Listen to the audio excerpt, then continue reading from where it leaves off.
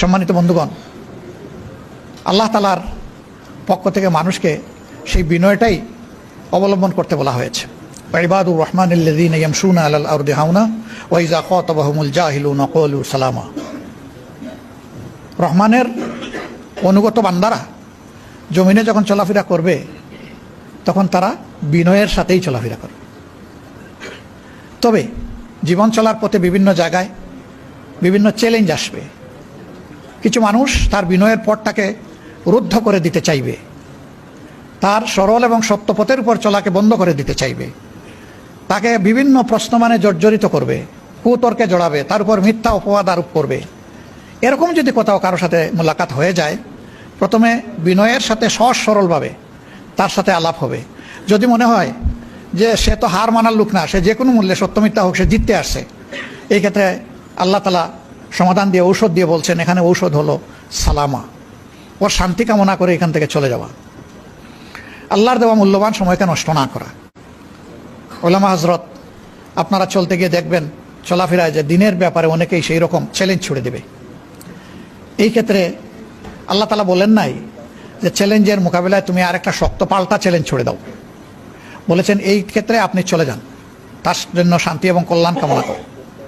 হতে পারে আপনার দোয়া তার জন্য বরকতের কারণ হয়ে যাবে, আল্লাহর দরবারে কবুল হয়ে যাবে, সে সত্যকে উপলব্ধি করার জন্য তার দিলের জানালা খুলে যাবে এবং এরপরে হয়তো ওরকম তর্কে সে আপনার সাথে আর জড়াবেই না।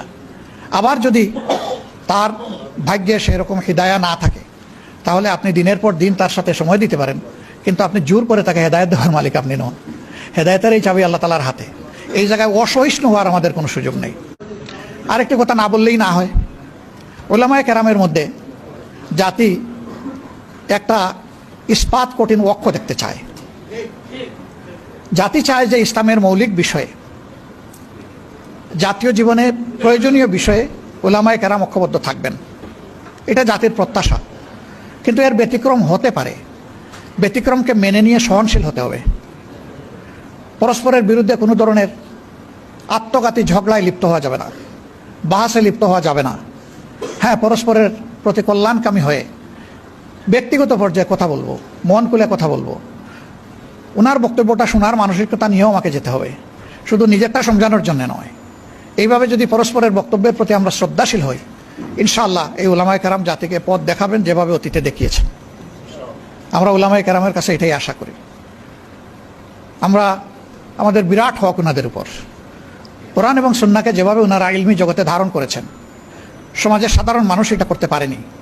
আল্লাহ এই যে নিয়ামতটা বিশেষভাবে আপনাদেরকে দান করলেন, এটার শুকরগুজারি তখনই হবে যে এই ইলমকে মানুষের কল্যাণে যখন আপনারা কাজে লাগাবেন। উলামায়ে কেরাম শুধুমাত্র মেহরাবে দাঁড়িয়ে নামাজের ইমামতি করবেন, এটুকু আমার এবং আমাদের প্রত্যাশা নয়। আমরা চাই যিনি নামাজের ইমাম তিনি হবেন সমাজেরও ইমাম। নামাজের ইমামের ইমামতিতে যেমন মসজিদের ভিতরে আল্লাহর বিধান অনুযায়ী নামাজ কায়েম করার কারণে শান্তি প্রতিষ্ঠিত হয়েছে, ঠিক এই মুত্তাকি মানুষগুলা যদি সমাজে নেতৃত্ব দেন, তাহলে সমাজেও ইনশাআল্লাহ শান্তি কায়েম হবে। যে মানুষগুলা শুধুমাত্র আল্লাহকে ভয় করে চলবে, জীবনের প্রত্যেকটি ব্যাপারে, অধীনস্থ এবং সহকর্মীদের ব্যাপারে ভীত সন্ত্রস্ত থাকবে। আমাকে হুঁশিয়ার করে দেওয়া হয়েছে, কুল্লুকুম রাঈ ওয়া কুল্লুকুম মাসউলুন আলা আন রায়াতিহি আন রাঈ, যে তোমরা সকলেই দায়িত্বশীল এবং তোমাদেরকে অবশ্যই আল্লাহ তাআলা কিয়ামতের দিন জিজ্ঞাসা করবেন তোমাদের অধীনস্থদের ব্যাপারে। যার দায়িত্ব যত বড় সমাজে, তার জিজ্ঞাসাও হবে তত গভীর। এই ভয় যখন একজন মানুষের অন্তরে থাকবে, একজন ওয়ার্ড মেম্বার থেকে শুরু করে পার্লামেন্ট মেম্বার পর্যন্ত, এই চরিত্রের মানুষ যদি দেশের নেতৃত্বে আসেন, তাহলে আলহামদুলিল্লাহ আমরা যে মানবিক সমাজ আশা করি সেই সমাজ প্রতিষ্ঠিত হওয়া সম্ভব। এর বাইরে গিয়ে জ্ঞান, বিজ্ঞান, দুনিয়াবী যোগ্যতায় পারদর্শী দক্ষ লোকেরা সমাজ পরিচালনা করলে এবং তাদের অন্তরে সেই জবাবদিহির ভয় না থাকলে কি হয় তা তো আমরা দেখছি, নতুন করে তো দেখার কিছু নেই।